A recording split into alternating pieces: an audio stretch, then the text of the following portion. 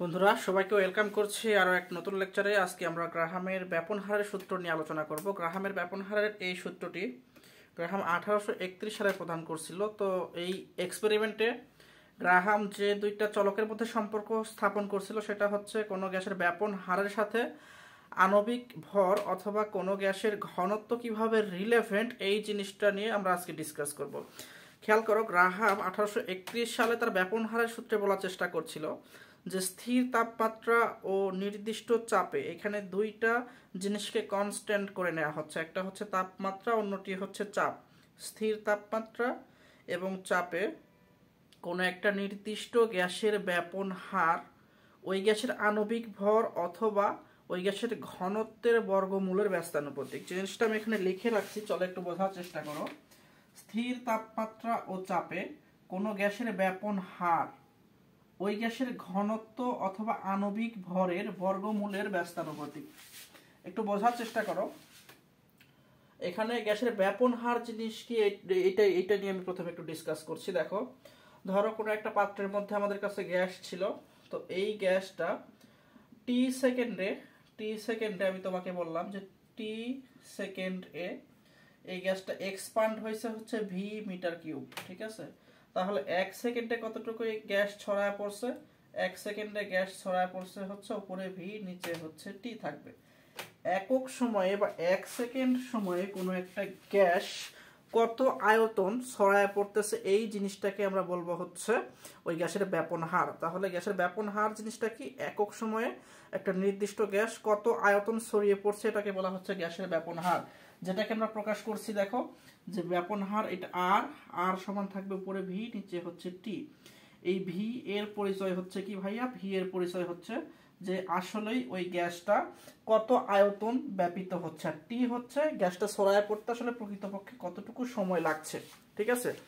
এখন 1831 সালে গ্রাহাম তার ব্যাপন হারের সূত্রে বলার চেষ্টা করছে যে স্থির তাপমাত্রা এবং চাপ এই দুটো ফিক্স থাকবে। কোন গ্যাসের ব্যাপন হারকে যদি আমি আর দ্বারা প্রকাশ করি, তাহলে আর ইজ প্রপোর্শনাল টু কি হবে? দেখো, কোন গ্যাসের ব্যাপন হার ওই গ্যাসের ঘনত্বের বর্গমূলের ব্যস্তানুপাতিক। গ্যাসের ঘনত্বকে যদি আমি ডি দ্বারা প্রকাশ করি, তাহলে এখান থেকে আসবে হচ্ছে R is proportional to 1 divided by root over D. এটাকে বলা হচ্ছে কোন গ্যাসের ব্যাপন হার ওই গ্যাসের ঘনত্বের বর্গমূলের ব্যস্তানুপাতিক। এইভাবে লিখতে পারবা, অথবা চাইলে তোমরা এটাকে এভাবে লিখতে পারো যে R is proportional to 1 divided by root over M. কোন গ্যাসের ভরের সাথে তার ঘনত্বের সম্পর্ক সমানুপাতিক। সমানুপাতিক কেন? কারণ কোন গ্যাসের ভর বাড়লে ওই গ্যাসের ঘনত্ব বেড়ে যায়। তো এই জন্য এই গ্যাসের ব্যাপন হারকে চাইলে আমরা ঘনত্বের সাহায্যেও প্রকাশ করতে পারবো অথবা আণবিক ভরের সাহায্যেও প্রকাশ করতে পারি। এখন এখান থেকে আমরা কি পাবো খেয়াল করো, আর সমান সমানুপাতিক চিহ্ন উঠে গেলে একটা ধ্রুবক আসবে, K into 1 divided by root over D, অথবা এই সূত্র অনুসারে আমরা কি লিখতে পারবো, আর সমান 1 divided by root over M, আর এটার পরিবর্তে একটা ধ্রুবক আসবে, ধ্রুবকটাকে আমরা এখানে কে লিখে দিলাম ইন্টু কে। একই জিনিস। দুইটা ভিন্ন ভিন্ন গ্যাসের জন্য সূত্রটা কেমন হবে খেয়াল করো। প্রথম গ্যাসের জন্য ব্যাপন হারকে আমি যদি R1 বলি, তাহলে দ্বিতীয় গ্যাসের ব্যাপন হারকে আমার বলতে হবে R2। R1 বাই R2 সমান কি হবে লক্ষ্য করো, অবশ্যই এখানে রুট ওভার হবে, যেহেতু ব্যাপন হারের সাথে আমাদের ঘনত্বের সম্পর্কটা কিন্তু ব্যস্তানুপাতিক। এইখানে যদি R1 থাকে, এই পাশে কি হবে খেয়াল করো, দুইটা গ্যাস ছিল। প্রথম গ্যাসের ব্যাপন হারকে আমরা প্রকাশ করছি R1 দ্বারা, দ্বিতীয় গ্যাসের ব্যাপন হারকে আমরা প্রকাশ করছি হচ্ছে R2 দ্বারা। এবার এই পাশে তাহলে কি হবে, এই পাশে ওপরেও ডি হবে, নিচেও ডি হবে। এখন প্রশ্ন হচ্ছে ওপরেরটা কি D1 বলবো না D2 বলবো? ওপরেরটাকে আমরা বলবো হচ্ছে D2, নিচেরটাকে আমরা বলবো হচ্ছে D1। কেন? কারণ এই যে মনে করে দেখো যে আর এর সাথে ডি এর সম্পর্কটা ছিল কেমন? ব্যস্তানুপাতিক। এইটা যদি প্রথম গ্যাসের ব্যাপন হার হয়, তাহলে প্রথম গ্যাসের ঘনত্ব এই পারে নিচে থাকবে। আবার এইটা যদি দ্বিতীয় গ্যাসের ব্যাপন হার হয়, তাহলে দ্বিতীয় গ্যাসের ঘনত্ব থাকবে উপরে। অথবা তুমি চাইলে এই সূত্রটাকে আণবিক ভরের সাহায্যেও প্রকাশ করতে পারবা। আণবিক ভরের সাহায্যে প্রকাশ করলে আসবে হচ্ছে root over m2 divided by m1। আর যদি তোমরা গ্যাস ব্যাপন হইতে বা ব্যাপিত হইতে কতটুকু সময় লাগছে, সময়ের সাপেক্ষে যদি তোমরা ব্যাপন হারের সূত্রকে প্রতিপাদন করো, তাহলে জিনিসটা এরকম আসবে যে ওপরে থাকবে হচ্ছে T2 ডিভাইডেড বাই T1। লক্ষ্য করে এখানে কিন্তু এই যে টি এর ওপর কিন্তু কোনো রুট ওভার নাই, ঠিক আছে। অথবা তোমরা চাইলে এটাকে লিখতে পারবা হচ্ছে উপরে V1 ডিভাইডেড বাই V2। এই V1 হচ্ছে প্রথম গ্যাস কত আয়তন ছড়ায় পড়ছে, আর V2 পরিচয় হচ্ছে দ্বিতীয় গ্যাস কতটুকু ছড়ায় পড়ছে। অথবা চাইলে তোমরা ব্যাপন হারের এই সূত্রটাকে এইভাবে লিখতে পারবা R1 বাই R2 সমান উপরে থাকবে L1 ডিভাইডেড বাই L2। এই L1 হচ্ছে ভাই প্রথম গ্যাস কতটুকু ছড়াইছে বা কত দূরত্ব আসলে প্রথম গ্যাস অতিক্রম করছে, আর L2 এর পরিচয় হচ্ছে দ্বিতীয় গ্যাস কত দূরত্ব অতিক্রম করছে। সো এই পুরো জিনিসটাকে যদি আমরা সাম আপ করে সূত্রটাকে লেখার চেষ্টা করি, তাহলে সূত্রটা কি হবে একটু খেয়াল করো। সূত্রটা আসবে অনেকটা এরকম, দেখো যে R1 ডিভাইডেড বাই R2 সমান root over M2 divided by M1 সমান আমরা লিখতে পারবো root over D2 divided by D1, অথবা লিখতে পারবো আমরা উপরে থাকবে T2 ডিভাইডেড বাই T1, অথবা চাইলে আমরা এটাকে লিখতে পারবো উপরে থাকবে L1 ডিভাইডেড বাই L2।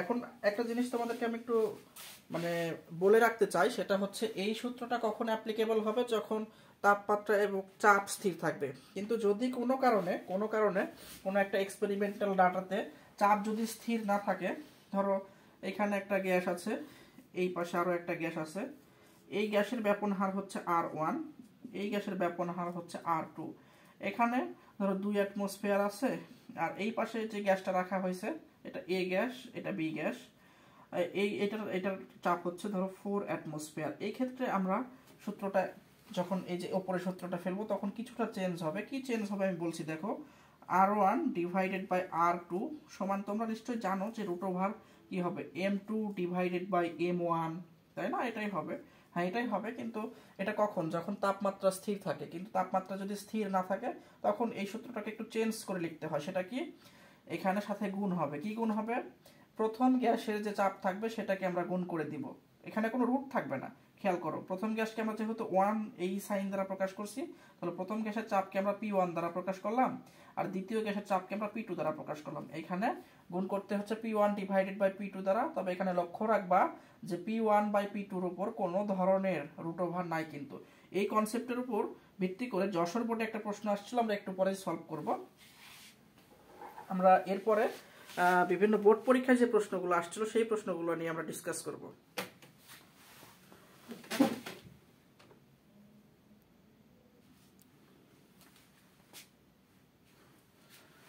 খেয়াল করো, এখানে দুইটা পাত্রে দুইটা গ্যাস রাখা আছে। প্রথম পাত্রে যে গ্যাসটা রাখা আছে সেটা হচ্ছে CH4, দ্বিতীয় পাত্রে যে গ্যাসটা রাখা আছে সেটা হচ্ছে কার্বন ডাই অক্সাইড। প্রথম পাত্রে যে গ্যাসটা রাখা ছিল সেইটার চাপ হচ্ছে 2 অ্যাটমসফিয়ার, দ্বিতীয় পাত্রের গ্যাসটা 1.5 অ্যাটমসফিয়ারে রাখা আছে। দুইটা গ্যাসের ক্ষেত্রে কিন্তু দেখো দুইটা ভিন্ন ভিন্ন চাপে আমরা গ্যাসগুলোকে রাখছি। এখন এই গ্যাসের ক্ষেত্রে যদি আমরা গ্রাহামের ব্যাপন হারের সূত্র অ্যাপ্লাই করি, তাহলে সূত্রটা কিন্তু নর্মাল সূত্রের মতো হবে না, একটু চেঞ্জ হবে। কি চেঞ্জ হবে, ধরো প্রথম গ্যাসের ব্যাপন হার এটাকে আমি RCH4 লিখলাম, আর দ্বিতীয় গ্যাসের ব্যাপন হারকে আমি লিখলাম R কার্বন ডাই অক্সাইড সমান, এই পাশে কি হবে নিশ্চয়ই বুঝতে পারছো, রুট ওভার ওপরে হবে M, নিচেও হবে M। এখন ওপরেরটা হয়তো M2, নিচেরটা হয়তো M1, কিন্তু এখানে তো 1-2 দ্বারা আমরা প্রকাশ করি না, এখানে প্রকাশ করছি স্পেসিফিক গ্যাসের নাম অনুসারে। যেহেতু ওপরে CH4 আছে, তাহলে এই পাশের CH4 এর M টা নিচে থাকবে, তাহলে CH4 আণবিক ভর CH4 এরটা নিচে থাকবে, আর কার্বন ডাই অক্সাইডের আণবিক ভরটা উপরে যাবে। ঠিক আছে, ব্যস্তানুপাতিক সম্পর্ক ছিল। কিন্তু এই সূত্র বসাইলে কিন্তু অঙ্কটা হবে না। কেন? কারণ হচ্ছে এই সূত্র তখনই অ্যাপ্লাই করা যাবে যখন আণবিক ভর যখন আমাদের চাপটা ফিক্স থাকে। কিন্তু এই এক্সপেরিমেন্ট বা এই এক্সপেরিমেন্টাল ডাটাতে কিন্তু আমাদের দেখো যে ভাই চাপ কিন্তু স্থির নাই। সেক্ষেত্রে আমাদের কি করতে হবে, সেক্ষেত্রে অতিরিক্ত একটা কাজ করতে হবে। এটা হচ্ছে দুইটা গ্যাসের আমরা চাপ দ্বারা গুণ করে দিব। ওপরে থাকবে প্রথম গ্যাসের চাপ, নিচে থাকবে দ্বিতীয় গ্যাসের চাপ। এখানে প্রথম গ্যাস কি CH4, তাহলে ওপরে P of CH4 divided by নিচে থাকবে P of CO2। মানগুলা বসায় দাও, খেয়াল করো, root over M of CO2 carbon dioxide গ্যাসের ভর কত 44 divided by CH4 M of CH4 methane গ্যাসের ভর কত 16 ইনটু P of CH4 গ্যাসের প্রেসার কত ছিল 2 divided by P of carbon dioxide গ্যাসের জন্য আমাদের চাপ জানি কত ছিল 1.5, এখান থেকে ক্যালকুলেশন করলে আসবে হচ্ছে 1.22। অতএব RCH4 divided by R of carbon dioxide সমান আমরা লিখতে পারবো 1.22, অথবা চাইলে তোমরা লিখতে পারবে R of CH4 equal 1.22 into R of carbon dioxide. অর্থাৎ মিথেন গ্যাসের যে ব্যাপন হার, সেই ব্যাপন হারটা হচ্ছে কার্বন ডাই অক্সাইড গ্যাসের ব্যাপন হারের তুলনায় 1.22 গুণ বেশি হবে। আমরা আরও একটা সিকিউ নিয়ে আলোচনা করব, সেটা আমরা লিখে নিচ্ছি, সময় বাঁচানোর সুবিধার্থে আমরা প্রথমে প্রশ্নটা লিখে নিচ্ছি।